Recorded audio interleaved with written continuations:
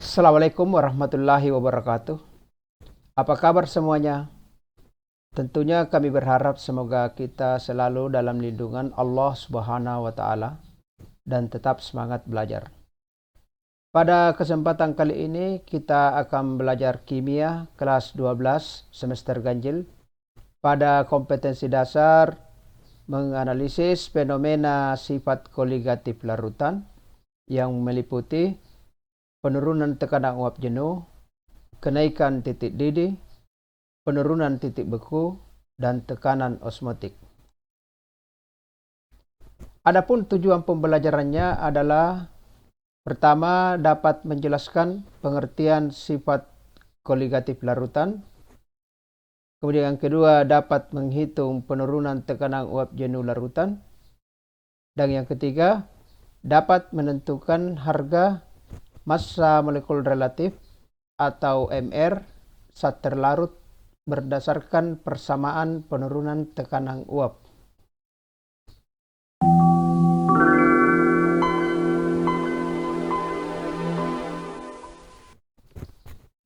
Materi pokok yang akan disampaikan adalah sifat koligatif larutan. Terdiri dari 6 submateri.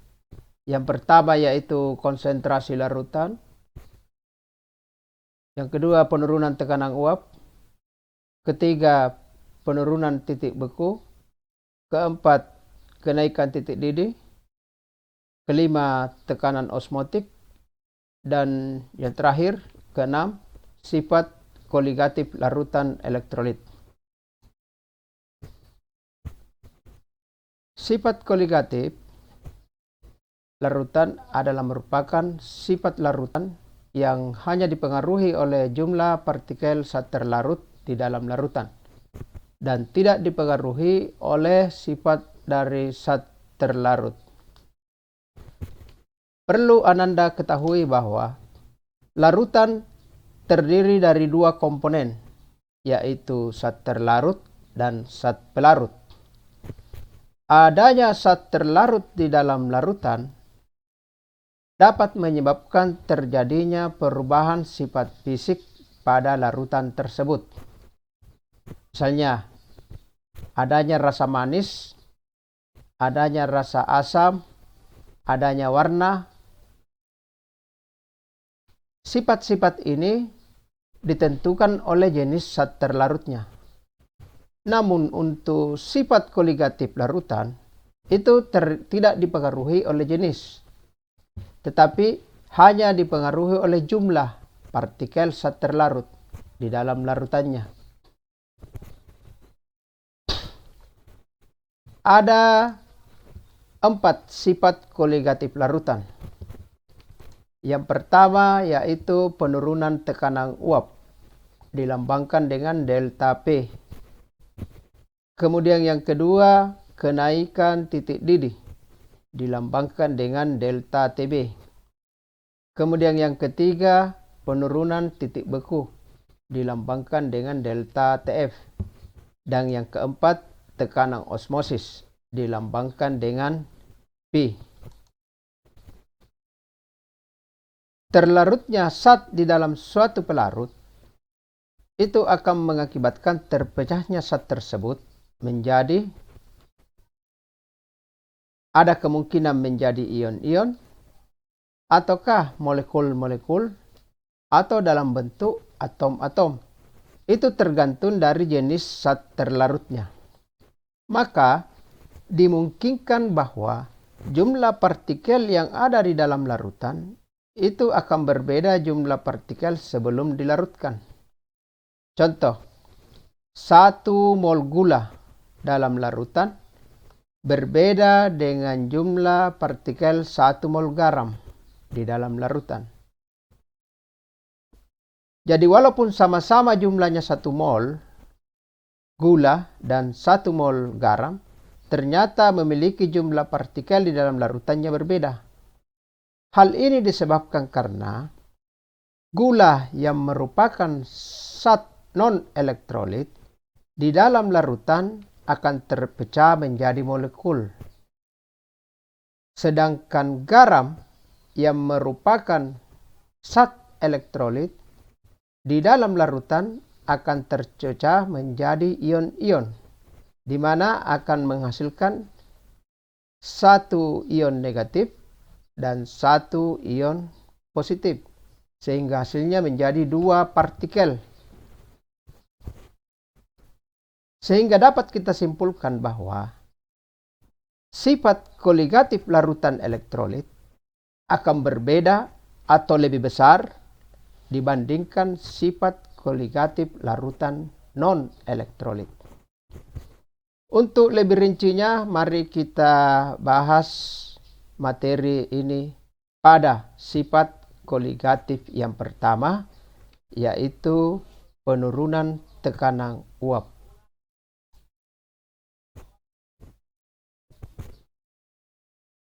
Zat cair dalam suhu berapa saja cenderung ingin mengalami namanya penguapan. Jadi di atas permukaan air akan selalu didapati uap air atau air dalam jumlah atau dalam wujud gas. Tentu anak-anakku sering memperhatikan pada saat menjemur pakaian. Pakaian yang basah akan berubah menjadi kering karena partikel-partikel air yang ada di dalam pakaian akan berubah atau berpindah menjadi partikel-partikel gas. Jumlah air di atas permukaan air itu dapat dipengaruhi oleh suhu. Makin tinggi suhu, maka makin banyak uap air yang ada di atas permukaan air. Karena uap air pada dasarnya merupakan air dalam wujud gas, maka untuk menentukan banyaknya uap air dapat diketahui dari besarnya tekanan.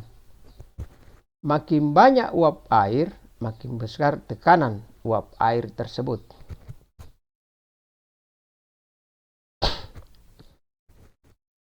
Para siswa, pada suhu 100 derajat Celcius, tekanan uap air di atas air adalah 1 atmosfer. Lalu pada keadaan tersebut, dimasukkan zat yang sukar menguap, misalnya gula atau garam. Kira-kira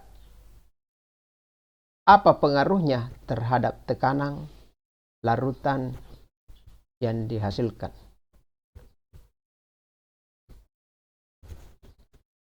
Coba diperhatikan ilustrasi dari dua jenis zat cair, yaitu pelarut air dan larutan. Jadi gambar yang di sebelah kiri adalah pelarut air, sedangkan gambar yang di sebelah kanan adalah larutan. Pada pelarut air, maka molekul-molekul air akan bergerak untuk menguap dan tidak ada yang menghalangi zat lain, sehingga uap atau gas yang dihasilkan lebih banyak. Coba bandingkan dengan larutan. Maka partikel-partikel air yang akan menguap itu akan terhalang oleh adanya partikel-partikel zat terlarut yang tidak menguap. Karena sedikit uap air yang dapat menguap menyebabkan tekanan uapnya lebih kecil. Sehingga dapat kita katakan bahwa tekanan uap larutan itu lebih kecil dibanding tekanan uap pelarutnya.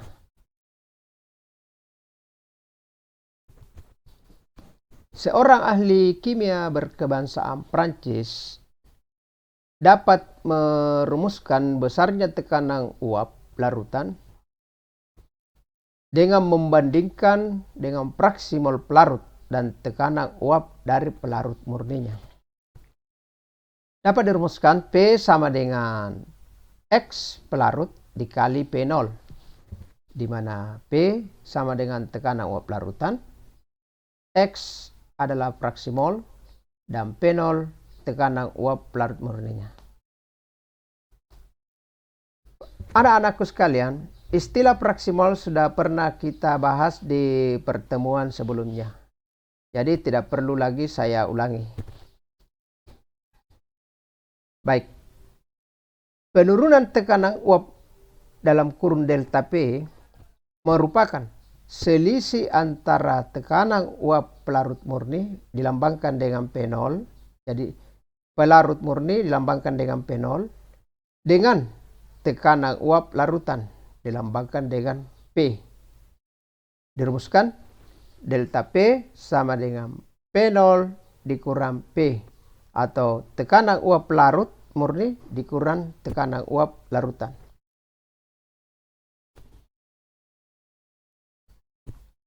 Dapat dirumuskan kembali, delta P sama dengan P0 dikali X terlarut, di mana delta P penurunan tekanan uap larutan, X terlarut adalah fraksi mol zat terlarut. Jadi coba anakku perhatikan dua persamaan rumus yang penting di sini. Yang pertama itu cara menentukan tekanan uap larutan, ini ya, menggunakan rumus P sama dengan X pelarut kali P0. Dan untuk menentukan penurunan tekanan uap larutannya digunakan persamaan yang ini, yaitu delta P sama dengan P0 dikurang X terlarut. Jadi bedanya kalau tekanan uap pelarut digunakan fraksi mol pelarut, dan kalau penurunan tekanan uap larutan digunakan fraksi mol terlarut, masing-masing dikali dengan P0. Lanjut. Contoh. Jadi agar anak-anakku lebih mudah memahami penerapan dari rumus ini, maka saya akan memberikan contoh yang pertama. Di sini 3 gram urea. Jadi ini urea ini adalah zat terlarut ya. Masanya 3 gram. Dilarutkan ke dalam 180 gram air. Berarti airnya di sini sebagai pelarut pada suhu 20 derajat Celcius. Jika tekanan uap air P0 ya, pada suhu tersebut 17 mm Hg dan massa molekul relatifnya atau MR-nya urea zat terlarut 60. Coba hitung pertama tekanan uap larutan P, dan yang kedua penurunan tekanan uap larutan delta P. Jadi ada dua di sini yang harus dihitung. Yang pertama tekanan uap larutannya yaitu P, dan yang kedua penurunan tekanan uap larutan yaitu delta P. Lanjut. Nah, kita tulis dulu semua variabel-variabel yang diketahui.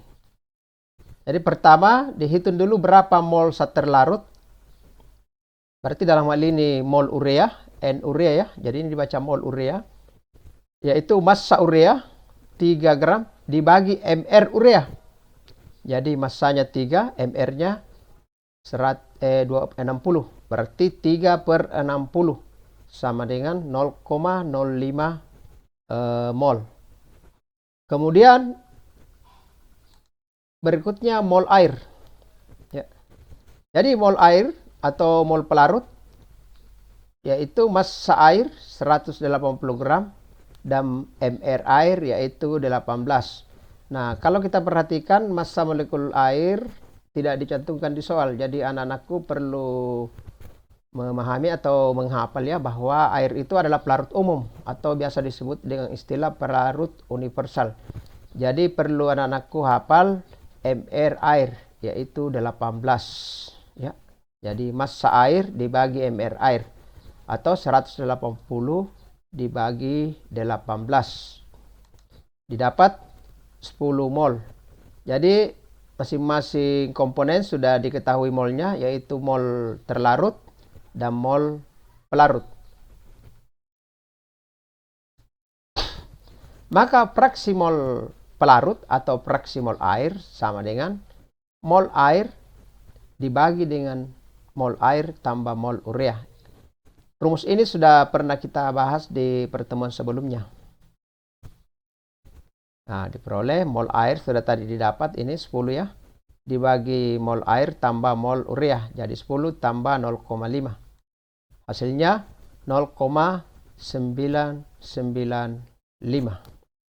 Kemudian setelah kita mendapatkan fraksi mol air, maka diterapkanlah rumus untuk menentukan tekanan uap larutan, yaitu P sama dengan P0 dikali fraksi mol pelarut atau fraksi mol air. Sehingga didapatkan 17 mm Hg dikali fraksi mol air, yaitu 0,995. Sehingga diperoleh 16,915 mm Hg. Nah, sehingga untuk mendapatkan penurunan tekanan uap larutannya dapat digunakan persamaan delta P sama dengan P0 dikurang P. Nah, P0-nya atau tekanan uap larutnya 17 mm Hg dan tekanan uap larutan yang baru-baru kita hitung tadi yaitu 16,915, sehingga diperoleh 0,0585 mm Hg. Saya ulangi, hasilnya adalah 0,085 mm Hg. Kalau contoh soal satu ini masih ada anak-anakku yang kurang jelas, bisa dikonfirmasi pada lewat WA atau pada saat kita bertemu. Baik, selanjutnya contoh yang kedua. Larutan yang terbentuk dari 15 gram senyawa A di dalam 180 gram air pada suhu tertentu tekanan uapnya 19,4 mm Hg. Bila pada suhu tersebut tekanan uap air murni adalah 20 mm Hg, tentukan MR atau massa molekul senyawa A tersebut.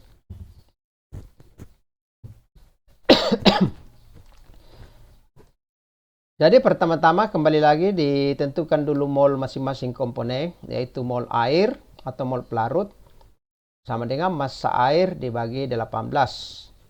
Jadi 180 dibagi MR air 18 sama dengan 10 mol.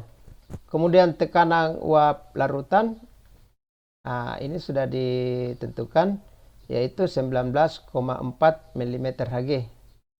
Ini tekanan uap larutan ya. Kemudian tekanan uap pelarutnya atau P0 yaitu 20 mm Hg. Maka dapat ditentukan MR-nya dengan menggunakan persamaan P sama dengan P0 dikali fraksi mol air atau 19,4 ini ya, sama dengan 20 dikali fraksi mol air. Jadi di sini komponen atau variabel X-nya yang akan kita cari terlebih dahulu. Nah, maka dapat diperoleh fraksi mol air sama dengan sekian, yaitu 0,97 ya. Nah, selanjutnya kita masuk ke rumus atau persamaan fraksi mol. Dalam hal ini yaitu fraksi mol pelarutnya atau air sama dengan mol air dibagi mol air tambah mol A. Jadi di sini variabel A yang akan dihitung. Maka dimasukkan 0,97 sama dengan 10 per 10 tambah Na. Seterusnya, maka Na-nya sama dengan 0,3 mol. Atau mol A sama dengan 0,3 mol. Nah, setelah kita dapatkan mol A, maka kita gunakan rumus mol, yaitu mR atau massa molekul relatif senyawa A sama dengan massa A dibagi mol A, sehingga diperoleh massa A yaitu ini soalnya 15 gram dibagi mol A ini 0,3 diperoleh 50 gram per mol.